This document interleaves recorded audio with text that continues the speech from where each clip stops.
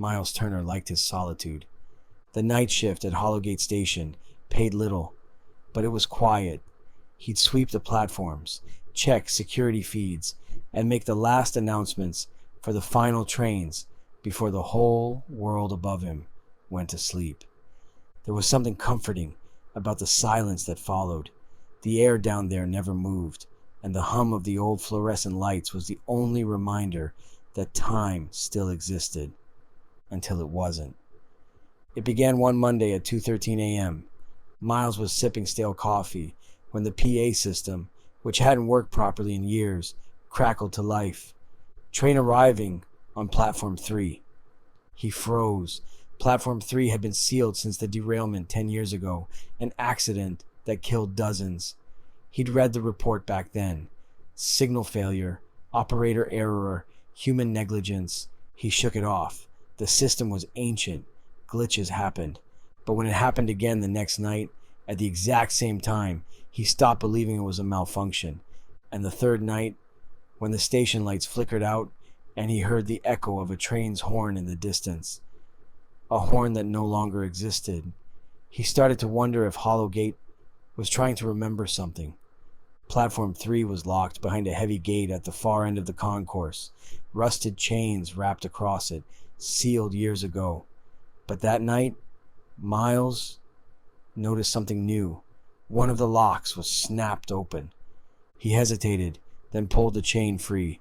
The air that spilled out from the dark beyond was cold and smelled like wet iron. His flashlight beam caught fragments of signage, peeled posters, and tracks, choked with dust. Maintenance check, he muttered to himself, trying to sound like he believed it. He took one step down the stairs. The lights above him flickered, and when they came back on, the chains were back on the door, but he was already inside. The platform stretched endlessly, farther than it should have. The walls seemed to breathe, like the whole station was exhaling dust. Then, through the dark, came a soft vibration beneath his feet, a sound like a distant engine, slowly rolling closer. A pale light bloomed at the end of the tunnel. The rumble grew louder, and out of that impossible black came a train, not solid, not smoke, something between. Its headlights cut through the dust like eyes, its cars moving soundlessly as if floating. When it stopped, every door slid open at once. Inside, passengers sat perfectly still, dressed in clothes from different eras, some from the 70s, some older. Their faces were gray and blank, but their eyes all turned to look at him. One seat was empty, and on the wall above it, someone had carved, Miles Turner, reserved. He turned to run, but a voice came from behind him. "Long time no see." A woman stood there in an old conductor's coat, hat tilted low. Her skin looked wrong, like she'd been underwater too long. "Who are you?" he managed to whisper. "You don't remember me?" She smiled. "You switched the signal that night." The memory hit like a train. The accident, the storm, the flashing red light. He was the technician on duty the night of the derailment, but he'd gone home early. Someone else took the blame. "You weren't supposed to leave," she said, stepping closer. "You left us in the dark." The ghostly train doors closed. The engine screeched, not mechanical, but human. A wail of hundreds of voices crying out. The train vanished, and the lights of Platform 3 blinked out one by one. When they came back on, Miles was alone again, or so he thought. He bolted for the stairwell, but when he reached the top, he wasn't in the control room anymore. He was standing on Platform 2, at 2:13 a.m. The speakers crackled. "Train arriving on Platform 3. He looked at the nearest clock, 2:12 a.m. He had gone back in time, by 1 minute. He tried the emergency phone, but the line was dead. He watched the monitors, static on every feed except one, Platform 3.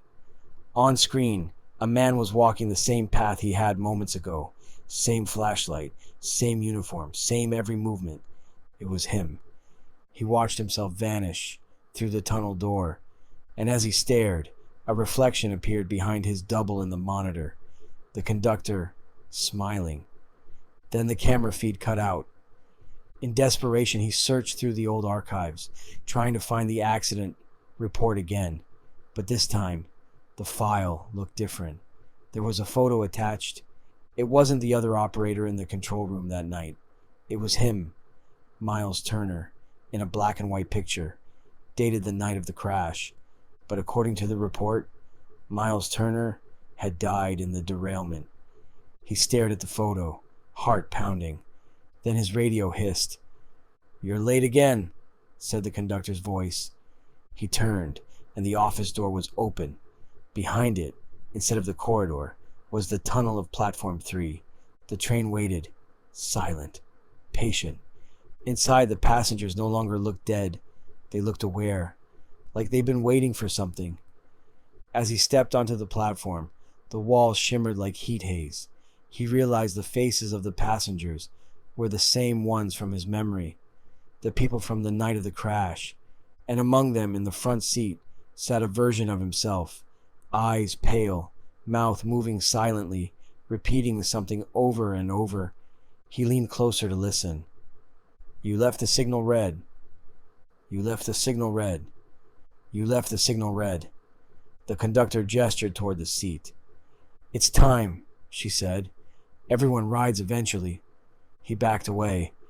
"No, I'm not supposed to be here." But the doors closed. The train lurched forward. The lights in the tunnel stuttered. And as the world twisted around him, the realization hit. This wasn't a haunting. It was a loop. Hollogate wasn't a station anymore. It was a memory replaying itself forever, and he was part of it. Weeks later, a new night guard took over.